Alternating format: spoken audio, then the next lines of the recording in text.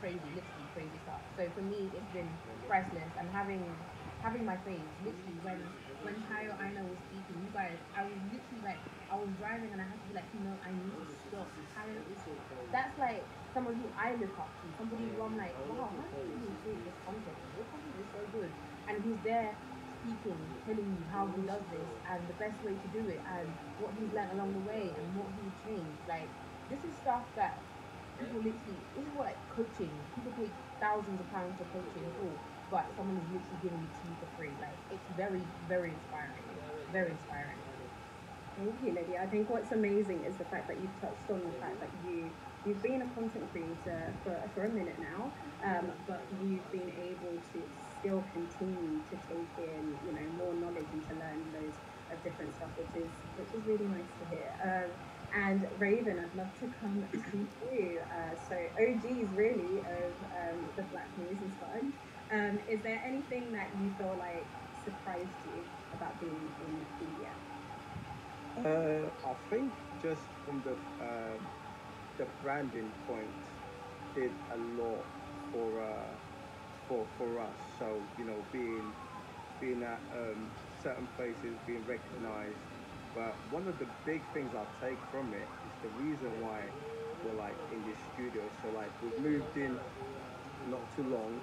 Uh, so having that, being part of that class, and being able to push our brand, people associating the cyber nerds with YouTube, with Google, it's been, just mind blowing. Like we're currently setting up, we're meeting with people.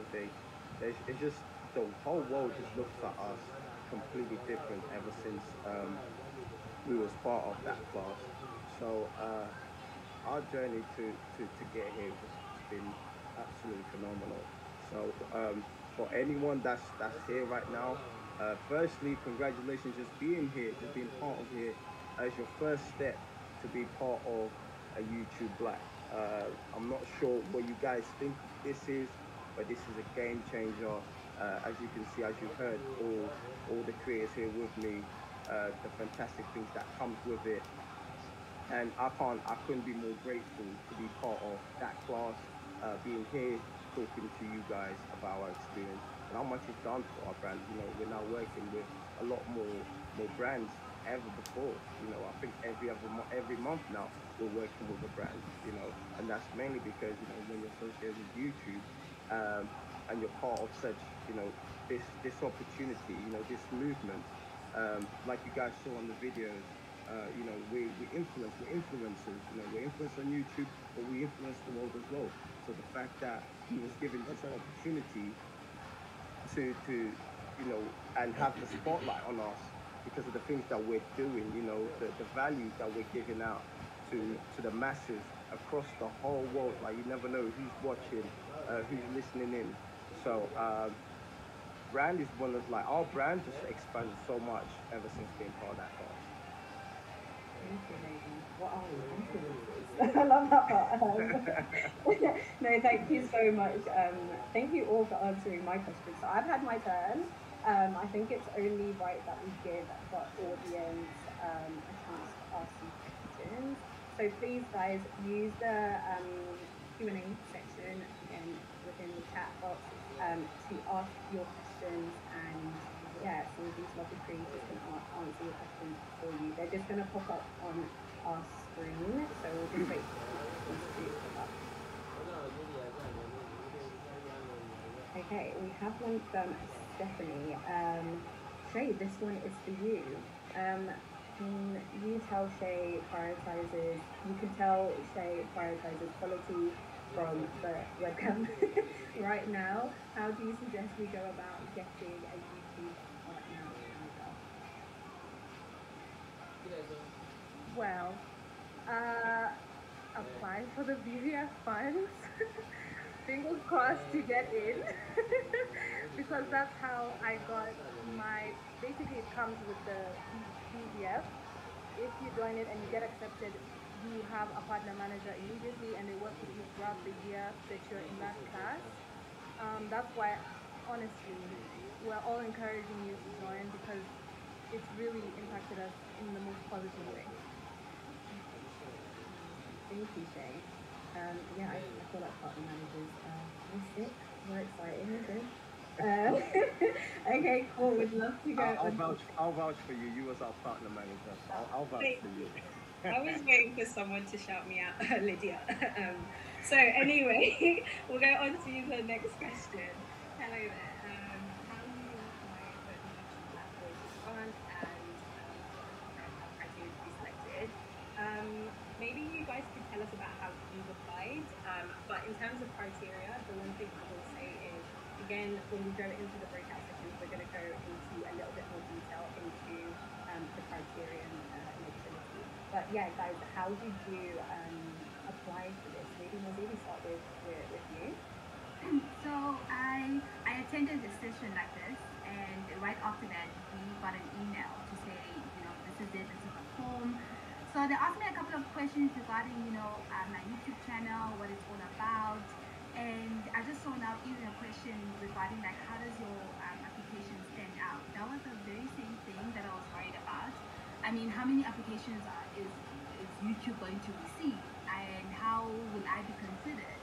I think the main thing that stood out for me and that was important for me is like I kept on looking back at my content. I was like, I have good content. I have damn good content. Okay. And it's very authentic. It's real life. I'm not faking it or anything like that. And also considering the fact that when I was going through a lot, I needed someone that I can relate to. And I think that's why, for some reason, like the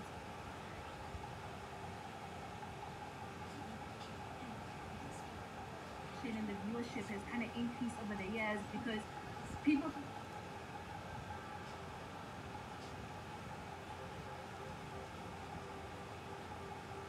can relate to, oh, that's a girl next door.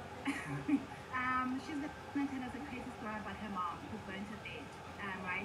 And that's what people like, and I guess that's also what stood out during my application, that I was like, listen, this is my content, this is what I stand for.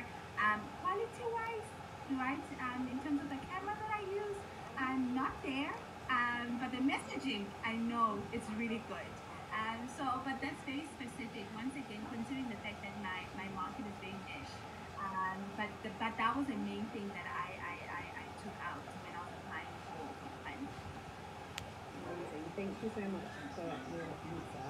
Okay, so please, guys, keep the questions coming, but let's go on to the next one. I think, Nozi, you kind of went into this a little bit, but does anyone have any keynotes to take into consideration when applying? Okay, Lydia, see you with your hand up. I make sure that you need to look at the application first before you start doing it. Because what I heard about YouTube Black Voices Fund, I was like, my partner and I sat there with our laptop and we wrote 2 pages of why we wanted to get this. We really meant it. Like, we really meant it. And this was literally 1 hour before the deadline closes. We're there like, just typing 2 full pages of A4 pages, only to go and try and paste it in, and it was like, so click the link, go and see what it is that you actually need to do first before you go doing the most absolutely even. Like, it needs to just be concise, it doesn't need to be a book, it doesn't need to be anything that's like too taxing. It's just you being honest as to why you think you'll be a good candidate for this. But it doesn't need to be quite a novel, like, trust me, that's the mistake that we made. Thank you, Lydia. Okay, so let's go on to the next question. How do I keep making content even with my mobile phone and all the stress that comes with it and not to be discouraged? Raven, you're smiling. I feel like we're going to go to you. Let's do it. Let's go to Raven. I'll go with that because I feel like our journey has been very challenging. So I feel like I can answer this.